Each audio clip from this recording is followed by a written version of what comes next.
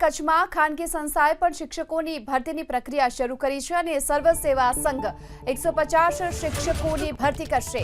મુન્દ્રાની 59 ગામની શાળામાં શિક્ષકોની આ ભરતી કરવામાં આવશે અને આજથી ઉમેદવારો માટે અરજી લેવાની પ્રક્રિયા શરૂ કરવામાં આવી છે। પહેલા દિવસે 72 ઉમેદવારે અરજી આપી છે અને અરજીની તપાસ કર્યા બાદ હવે આ શિક્ષકોની નિમણૂકની પ્રક્રિયા આગળ હાથ ધરાશે। સર્વ સેવા સંઘ દ્વારા આપણે મુન્દ્રા તાલુકામાં જે 150 શિક્ષકોની ગઢ છે એની આપણે સંસ્થા દ્વારા નિમણૂક કરવા જઈ રહ્યા છીએ સરકાર સાથે સહભાગી થઈને। આપને ખ્યાલ જ છે કે સરકારશ્રીએ માન્ય મુખ્યમંત્રીશ્રીએ કચ્છ માટે વિશેષ અધિકાર વાપરી અને કચ્છના શિક્ષકોની ઘટ પૂરી થાય એના માટે પ્રયત્નો ચાલુ કરી દીધેલા છે।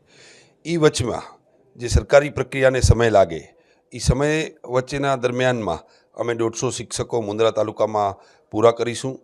આજ એટલે કે 4 અને 5 તારીખના અમે અરજીઓ લઈશું